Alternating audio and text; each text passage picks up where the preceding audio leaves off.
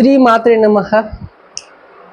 काफ़ी लोग हमसे क्वेश्चन करते हैं कि सर कैसा श्रीयंत्र घर में स्थापित करना चाहिए, तो आज हम उसी के बारे में डिस्कस करेंगे और कुछ पॉइंट्स आपको हम बताएंगे जो कि आपको श्रीयंत्र परचेज करते समय या घर में स्थापना करते समय ध्यान रखना चाहिए, क्योंकि श्रीयंत्र साक्षात इसमें माँ जगदम्बा की स्थापना होती है।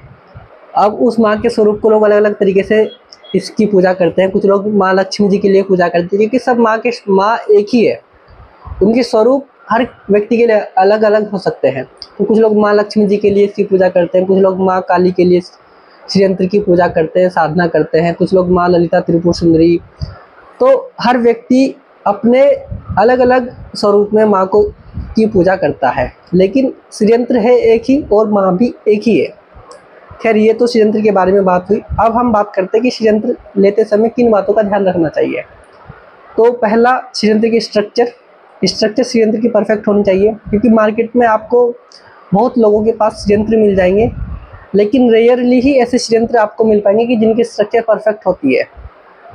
अगर श्रीयंत्र की स्ट्रक्चर दिखने में परफेक्ट है तो उनके अंदर कुछ लोग जॉइंट इतने चालाकी से उनके अंदर स्क्रू लगा के रखते हैं कि उनके अंदर स्क्रू लगे होते हैं, जॉइंट उनके बीच में होता है। तो अखंड श्रीयंत्र वो होना चाहिए। आप कंफर्म कर ले कि जो श्रीयंत्र आप ले रहे हैं वो एकदम अखंड श्रीयंत्र है कि नहीं है, सिंगल पीस का बना हुआ है कि नहीं है, उसमें कोई जॉइंट नहीं होना चाहिए। और उसकी जो स्ट्रक्चर है, जितने भी उसके एंगल्स ट्रायंगल्स होते हैं, वो एकदम शार्प एंगल होने चाहिए, जैसे उनके बीच में कोई भी ऐसा नहीं दिखना चाहिए कि वो शार्प ना हो। क्योंकि अगर श्रीयंत्र की जो एंगल्स है, उसके कॉर्नर्स है, वो शार्प नहीं होंगे तो जो उसकी एनर्जी है वो कम एनर्जी, वो इतनी ज़्यादा एनर्जी वो प्रोड्यूस नहीं कर पाएगा। अब कैसे पता लगाया जा सकता है कि जो श्रीयंत्र आप ले रहे हैं वो सिंगल पीस का बना है कि नहीं बना है। तो उसका सिंपल सा रीज़न ये है कि अगर वो श्रीयंत्र सॉलिड है तो आप उसमें स्टेप्स उसके चेक कर सकते हैं कि कोई उनमें गैप तो नहीं दिखाई दे रहा है। अगर उनमें आपको देखने में गैप दिखाई देता है तो वो श्रीयंत्र आपका सिंगल पीस में नहीं बना है, वो जॉइंट है। अगर वो श्रीयंत्र होलो है तो फिर तो डाउट ही क्लियर हो गया। तो आप उसकी बैक साइड की फ़ोटो आप लेने समय बैक साइड से श्रीयंत्र को देख सकते हैं। अगर आप ऑनलाइन परचेस करें तो उसकी बैक साइड की फ़ोटो आप देखें, और वो ओपन होना चाहिए। अगर होलो है तो नीचे से उसमें प्लेट कवर नहीं होनी चाहिए। अगर उसमें होलो है और नीचे से प्लेट कवर है तो हो सकता है श्रीयंत्र के अंदर कोई स्क्रू जॉइंट हो। तो ये 2-3 चीज़ें आप पता लगा सकते हैं कि कैसे श्रीयंत्र आपका अखंड है कि नहीं है।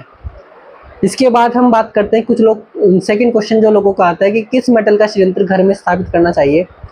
तो जैसा शास्त्रों में वर्णन है कि सोना, चांदी या तांबा, गोल्ड, सिल्वर और कॉपर, इन 3 धातुओं से का बना श्रीयंत्र बेस्ट होता है। एक हालांकि चौथी धातु का भी उसमें वर्णन आता है, लेकिन वो कोई डिकोड आज तक उस वर्ड को नहीं कर पाया है। वो किस धातु का वर्णन आता है, हो सकता है पंच धातु हो सकता है वो अष्ट धातु हो, या हो सकता है दोनों का एक कॉम्बिनेशन वर्ड वो यूज़ किया गया हो। हालांकि इसको कोई डिकोड नहीं कर पाया, केवल 3 धातु का ही डिकोड हो पाया है, तो सोना, चांदी और कॉपर। लेकिन अगर इनमें मैं कंपेयर करूं कि इनमें कौन सा श्रीयंत्र बेस्ट है, कुछ लोग बोलते हैं कि सोने का श्रीयंत्र बेस्ट है और कॉपर का श्रीयंत्र उसके मुकाबले कम बेस्ट है। तो ये कंपेयर करना एक मूर्खता वाली बात हो जाती है, क्योंकि शास्त्रों में इनमें कोई कंपैरिजन नहीं दिया गया है। तीनों को इक्वल धातु माना गया है। सोना, चांदी या तांबा, तीनों को एक इक्वल धातु मान करके श्रीयंत्र जो है उसमें वर्णन है।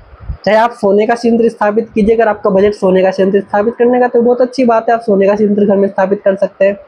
अगर आपका बजट कॉपर का श्रीयंत्र स्थापित करने का है तो आप कॉपर का श्रीयंत्र घर में स्थापित कर सकते हैं। दोनों की एनर्जी इक्वल होती है।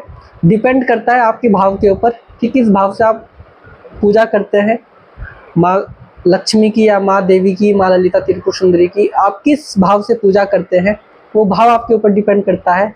आप श्री विद्या में दीक्षित है या नहीं है, आप किस तरीके से उसमें किस प्रकार की साधना करते हैं, वो डिपेंड करता है।